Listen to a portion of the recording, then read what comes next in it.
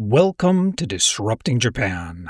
Straight talk from Japan's most innovative founders and VCs. I'm Tim Romero, and thanks for joining me. Today, we're going to talk about making babies. Now, this is not something that startups or startup podcasts normally wade into, but as you'll see, in this case, it makes a lot of sense. Today we sit down with Kaz Kishida, co-founder and CEO of Dioseve. And Dioseve has developed a technique for growing mature human eggs from iPS cells. Now, this technology represents a huge step forward for IVF and for human fertility in general. And some parts of Dioseve's technology could be in commercial use as soon as next year. Now, Kaz and I dive deep into Dioseve's technology and the potential good it can do, and why some future babies will have 3 parents. We also cover the tricky ethical and safety issues involved, and we explore exactly why that, in spite of all Japan has going for it, the biotech startup ecosystem here is still facing challenges.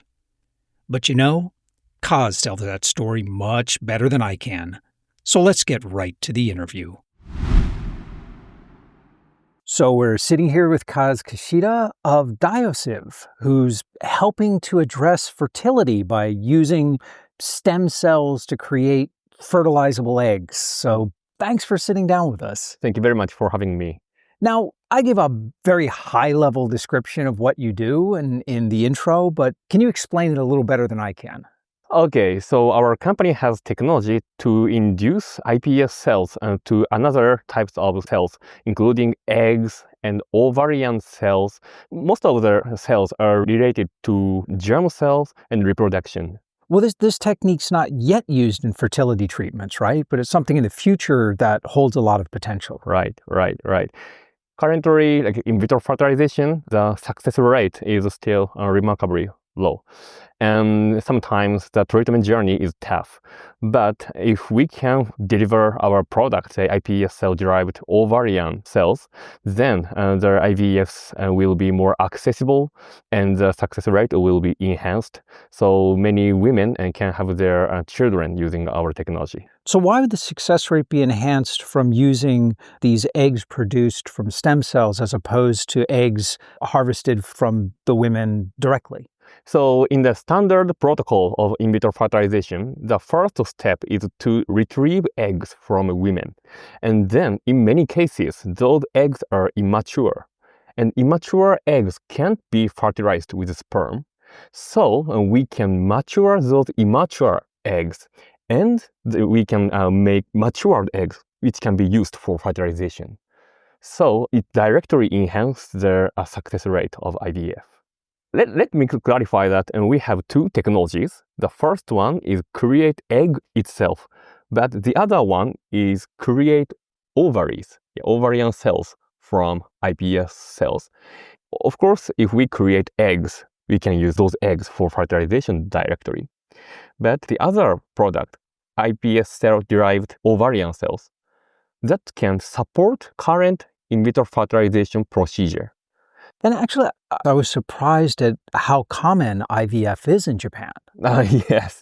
7% of all babies are born from IVF now. Right. Over 60,000 babies are born by IVF. So what's driving that trend in Japan? Strong tendency is increase the age of married and having the first child. Before time, their average was 29 years old, but now the first baby will be born in later stage of women's career and life stage. Of course, the age is strongly related to the pregnancy. And it is getting harder to get pregnant when women ages. That is the biggest reason. It seems like Japan is really number one in the percentage of IVF births, but is the average age that women have their first children significantly higher in Japan than other nations? Comparing to the US, yes, their first child comes in the later stage for women, yeah. Oh, okay. Well, Before we get deep into the technology and your go-to-market plans, I want to take a step back and talk about you. Okay. So you graduated from Waseda back in 2020. You went into investment banking. And so what led you from investment banking into Dioseve? The fact is, I already decided to start my own company when I was in my high school. And when I was in my university, I experienced some internships in some startups. And after that, I noticed that the main job of CEO in a startup is to raise money. That's an important one. Yeah. Yes, and I thought, okay, what is the best way to learn finance? I thought, okay, investment banking. Yeah, that's why I decided to go investment bank. But that didn't last very long. Yeah, just I'm sorry for the company, but I learned and I learned finance, and I exited. Like I resigned. Yeah, but yeah, I already declared that I will have my own company in the near future when I got an interview. Yeah, and the company said, okay, yes. So yeah, I joined them. So they probably just didn't think it was going to be in like 2 years. So yeah. So how did you come together with Dioseve? Why this area? Okay, as I said, I decided to start up my company when I was in my high school. And I was diagnosed with hepatitis C, and that is a kind of potential liver cancer. And my parent had that disease. And back then, there was no treatment. But the doctor said, in 3 years, the new drug will come to Japan. And I waited for 3 years, and the doctor said, yes, now we have the treatment. And surprisingly, the drug has super good effect on hepatitis C. Actually, my parent, and my grandparent all totally cured. So I was amazed, and I felt, okay, my life was saved by biotechnology. So it's turn for me to save others by starting new biotech company. Well, did you study medicine or biology at university? No. No. I studied geology. Geology. Geology. Okay. Yeah, totally different. All right. Mm. So how did you meet your founding team members? The VC called Henry introduced me to Dr. Hamazaki, and we got along together. And I said, okay, how about establishing our company? And he said, yes, let's do that. So of the founding team, are you the only one without a medical background? Right. Really? It's just you? Right. Wow. Yeah. But as you can imagine, the finance is super important for startup. Well, no, I think that's a really important step. In fact, over the last 10 years in particular, one of the most important things I've seen for Japan's deep tech startups is that, 10 years ago, it was just kind of assumed that the professor would be the CEO. Yes. And that's changing. And that's a terrible model because academics tend to be horrible CEOs. That seems to be changing recently. Yes, I think so. Let's talk a little more about the technology and the positioning in the market. Women in developed nations around the world are having children later in life. This is such an important social problem everywhere. And IVF was first introduced in the 1980s, and it's been hugely successful, but it doesn't seem like we've seen a whole lot of innovation in the last 40 years. Why is that? You are correct. Okay, first of all, the invention of IVF was super innovative. After that, there was not many rooms for improvement because get eggs, fertilize, just super simple. But there was not many things we can do for that process. But the last and biggest room was maturation, because eggs can be functional only after getting matured. iPS cell technology enabled to do that. So other than that maturation, everything else about the system is pretty optimal? Every doctor has their own opinion, and every doctor thinks their protocol is optimal. But at least like ICSI is the second innovation, I think, regarding IVF. ICSI is a kind of procedure which inserts sperm to eggs directly. Before time, we just put sperm and egg to one dish and waiting for the fertilization. But in 1990s, they did ICSI, and that dramatically enhanced the fertilization rate. So what are the main sort of safety concerns around this kind of a technology? The biggest one is genetic manipulation from the natural-born babies. But fortunately, we have technologies to assess the situation of genetic expression, so we can precisely evaluate abnormality. Okay. Creating the mature eggs from stem cells is pretty amazing, and it has obvious applications to fertility treatments. But I'm just curious, does the technology have other medical applications outside of fertility? Yes, we have. So one example, possibly off the topic, but we can use this for rejuvenation. So we can reverse the age of cells by using our eggs. So this is very conceptual stage, so I can't say, yes, we can do that. But the possibility exists here, because egg has the ability to cure damage of cell DNA. So when an egg and sperm are fertilized, the gene has the information of age. We don't know the reason, but the baby is their age. Eggs have function to reverse the genetic expression status to the first stage. Wow, that's really amazing. Yeah. Holy cow. Yeah. So currently, especially in the US and West Coast, many startup companies are working on rejuvenation. And the main method is inducing genes into cells by using virus. But of course, it is virus. It's difficult to control. But if we can rejuvenate cells by using a liquid made from our oocyte eggs, then it's very easy to use. Another thing I'm curious about, before you were talking about germ cells. So does that mean the same technology could be used to create sperm cells as well as eggs? Yes, that exists, but in human, not yet. But the fact is, there is no technology that will be used in clinical situation in the near future. It's interesting, but not medically useful yet. Not yet. Yeah. Mm-hmm. In interviews that you and some of the team have given in the past, you talk frequently about ethical concerns. So what exactly are the ethical concerns that are involved with this kind of research and these kind of treatments? As for egg creation, the biggest one is safety.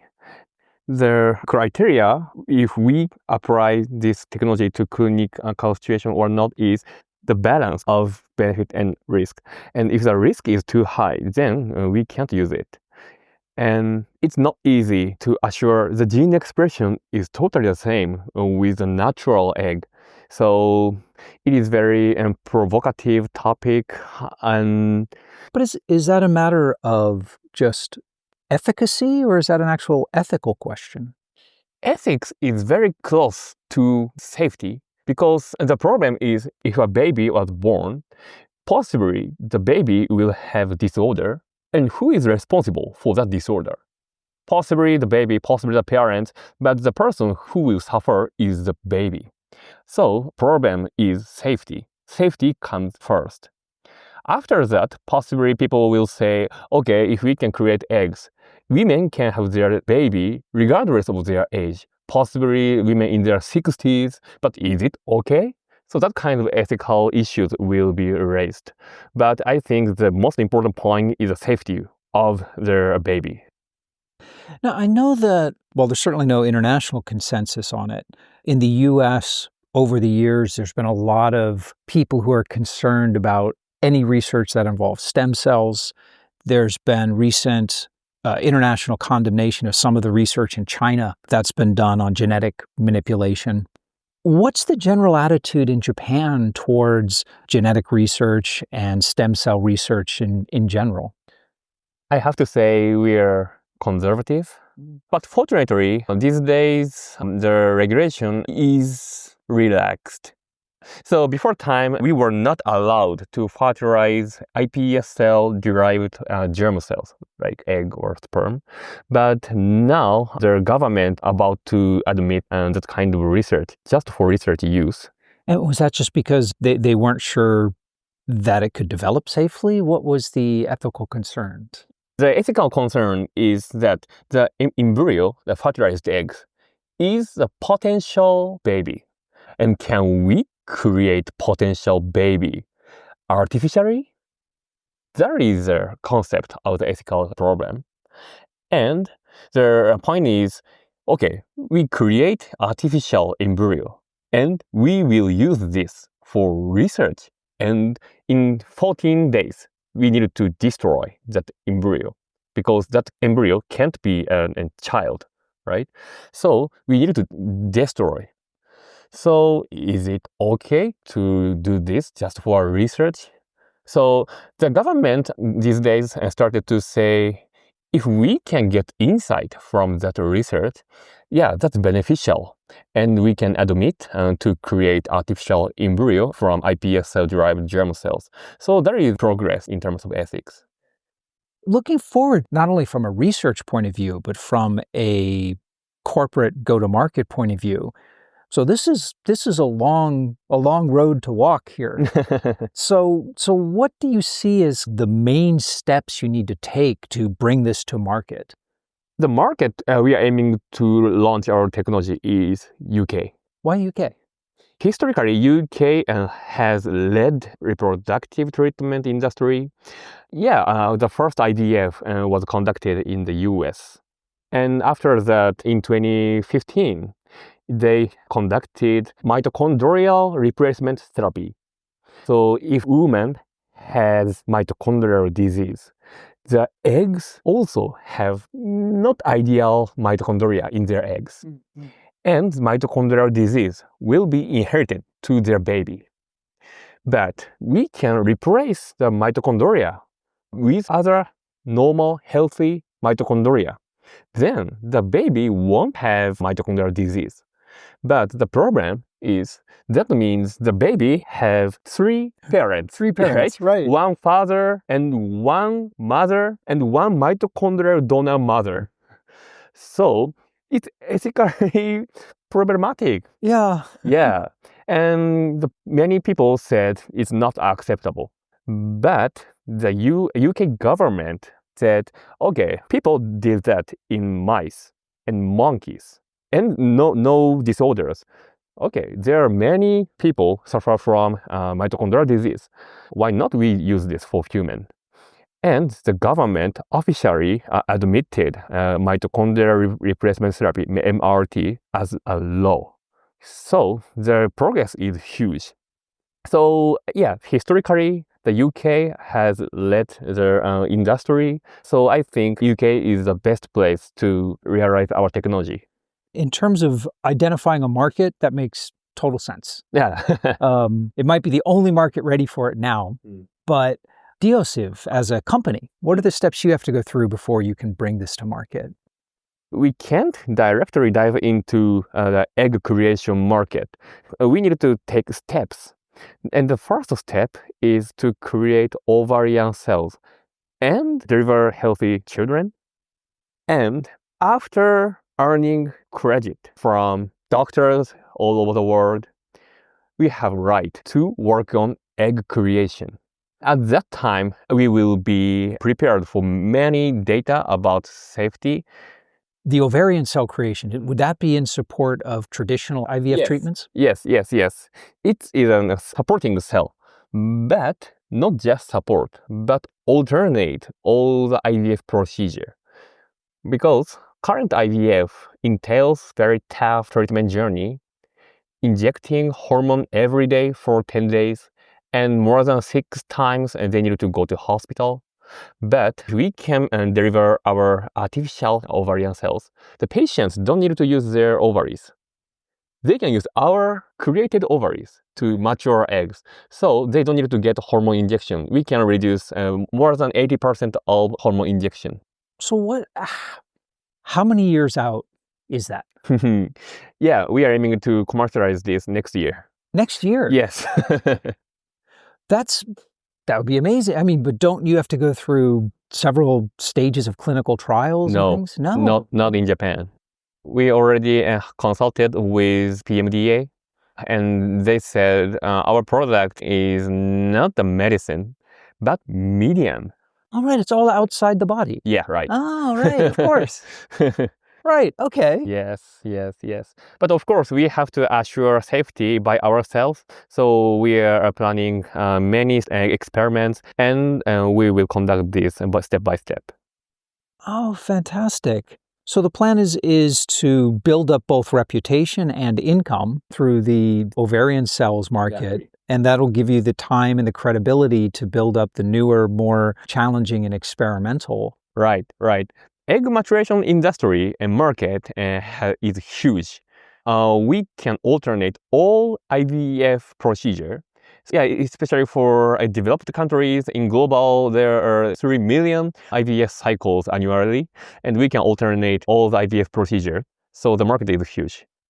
That's fantastic. Are there other startups, either here in Japan or overseas, working on the same technology or very similar approaches? In Japan, no, we are only company which is working on it. Globally, there are a few, but our uniqueness is we already demonstrated much higher efficacy of egg maturation in mice study, so we have a huge potential. You know, biotech, life sciences in general, the startup ecosystem is far, far more developed in the US than Japan. So in Japan, there's less money available. On the other hand, interesting biotech startups really stand out. Mm-hmm. So is it harder to build a startup like this in Japan than it would be in the US or Europe? I don't think so. In Japan, there are many opportunities to raise money. In the US, there are so many biotech startups and the competition is very harsh, right? But in Japan, if we have strong science and a strong plan for the go-to-market, VCs have money. So I think in Japan, we have enough opportunities to raise a good amount of money. Okay, that's great to hear, but I've got to push back then. So Japan, for biotech companies, the capital's available. Japan's got, world-class life science research going on at its universities. It's got some of the strongest pharmaceutical companies in the world. Why is the biotech startup ecosystem so underdeveloped here then? The biggest reason is there was not many big exit. As you said, there are many big pharma in Japan, but not big acquisition. That makes sense. So it limits it to companies like yours that have kind of a step-by-step intermediate revenue generation plan rather than, a lot of the drug discovery medical startups in the US, which they'll raise $100 million today with the hope of exiting at $1 billion in 10 years. Yes, right? yes. And they can't do that yet in Japan. Right. Let me provide one example. In Boston, there was many shared laboratories, and the sponsors are big pharma. And they are approaching promising biotech startups in super early stage. And after getting data, the pharma approach them again, and they start discussion about M&A. But in Japan, no such event. We need to approach the pharma, but there is not many cases they acquire a biotech company in a good amount of money. So main strategy should be IPO.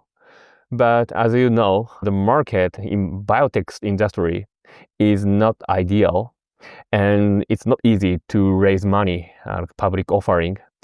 But also, even only having IPO as a target still limits so many. It keeps the ecosystem small. Yes. Only a certain type of company can IPO, but companies are acquired for many, many different reasons and at many, many different stages. As you said, in Japan, there are many strong science, but the problem is there are not many clinical development people in startup ecosystem. There are many competitive clinical development talents in Japan, but most of them are in big pharma.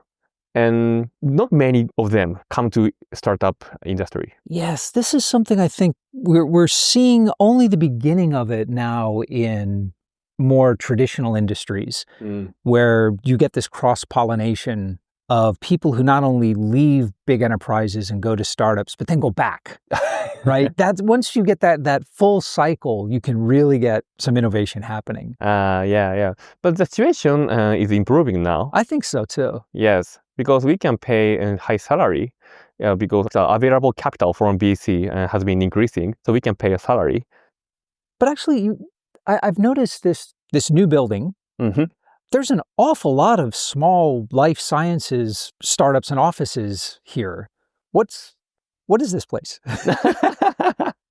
So is this starting to be a biotech hub in the making? Oh, good question. Yeah, I hope so. The owner is Mitsui Fudosan, which is the biggest developer in Japan.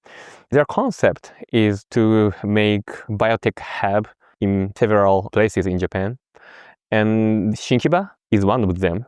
As you saw, there are many biotech startups, and this is called Link Lab 2. There are Link Lab 1 and 3, and many others in Tokyo and Osaka. They are working on creating a new ecosystem for biotech. Well, hopefully that will spur the same kind of innovation we saw in Boston. Yes.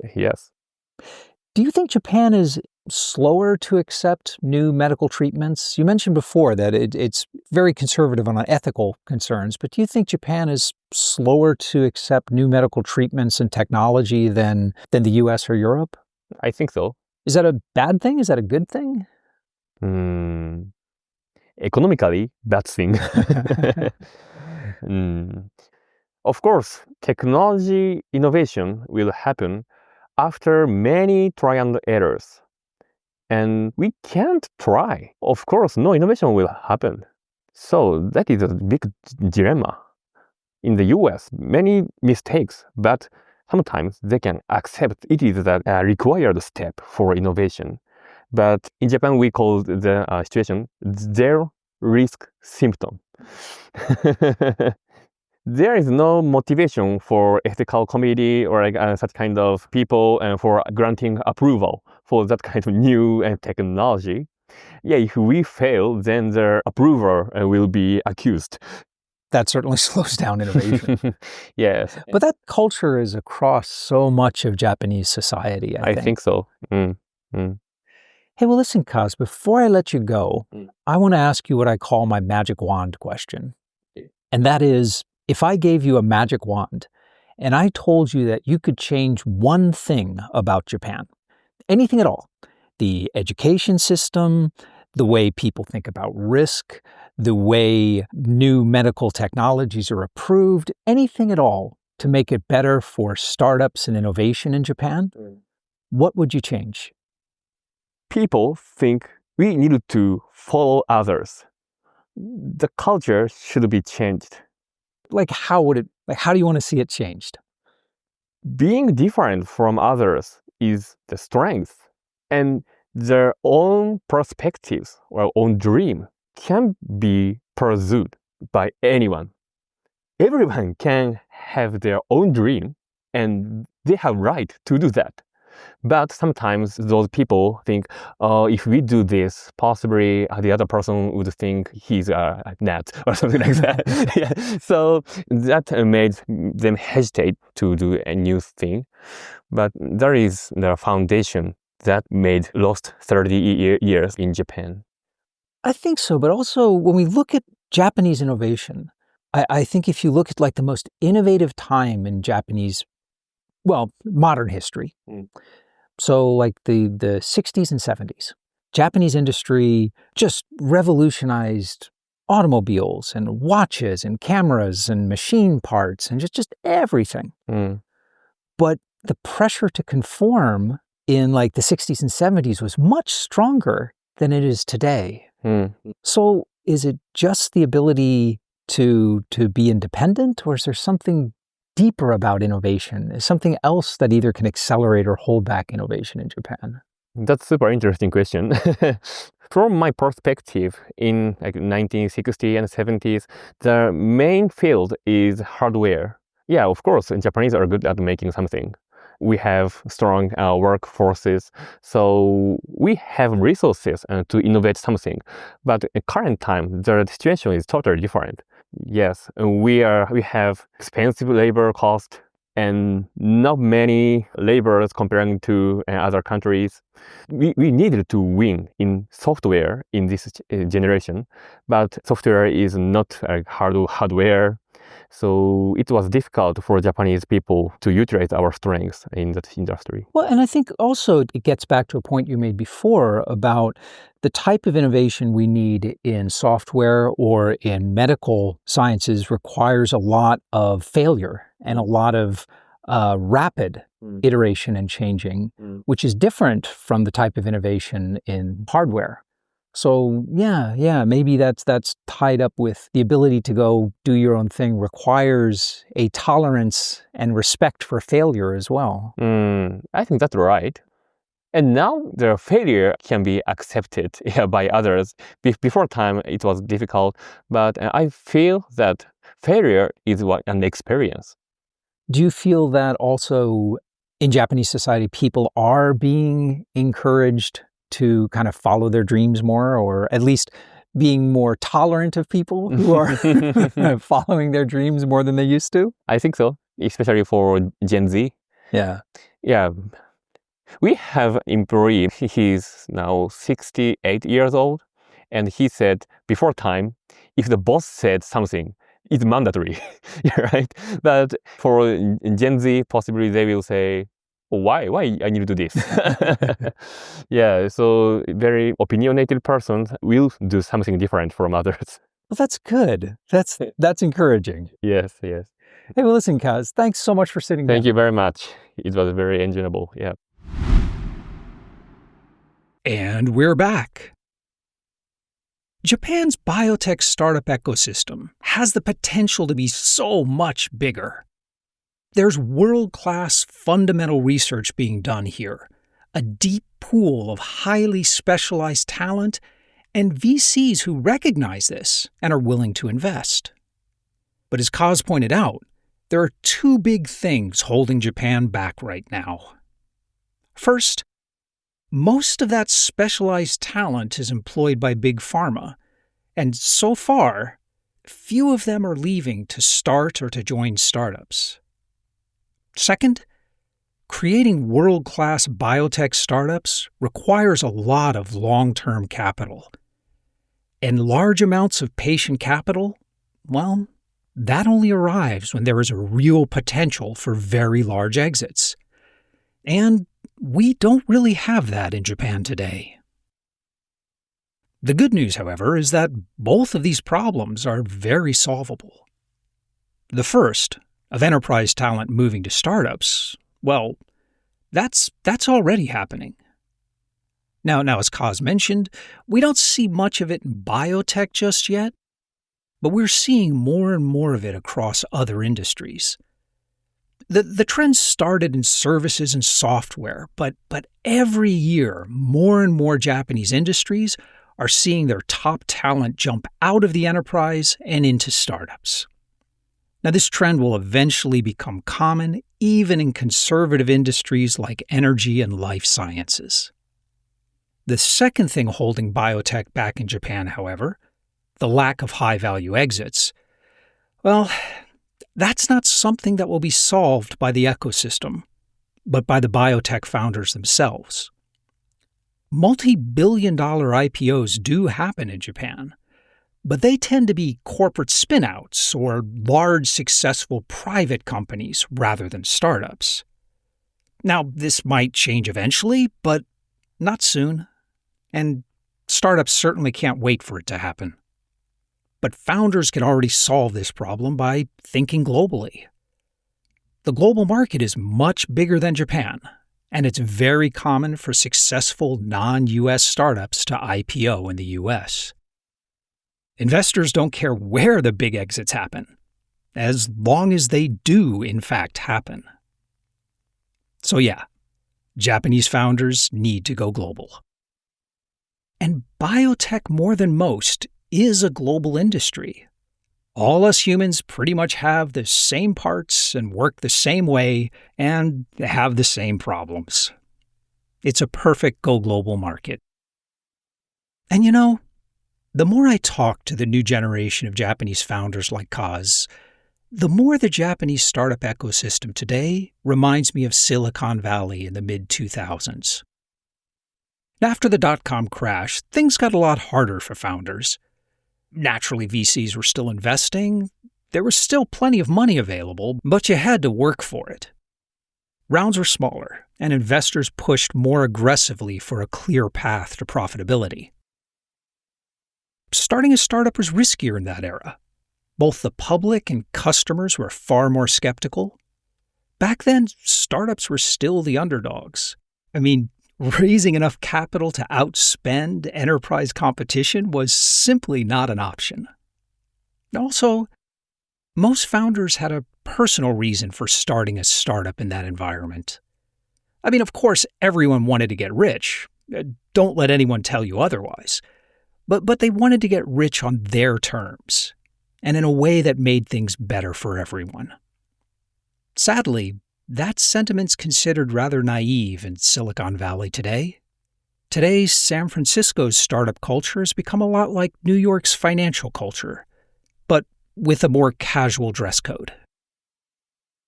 But in Japan, that spirit of innovation as a force for good is still strong. Both founders and VCs want to make a lot of money, of course, but most also genuinely want to make the world at least a little bit better as they do so. If you want to talk more about how to make babies in a lab or to make money doing so, Kaz and I would love to talk with you. So come by disruptingjapan.com/show240 and let's talk about it. And if you enjoy Disrupting Japan, please share a link online or just, tell people about it. Disrupting Japan is free forever, and letting people know about it is the absolute best way you can support the podcast. But most of all, thanks for listening. And thank you for letting people interested in Japanese startups and VCs know about the show. I'm Tim Romero, and thanks for listening to Disrupting Japan.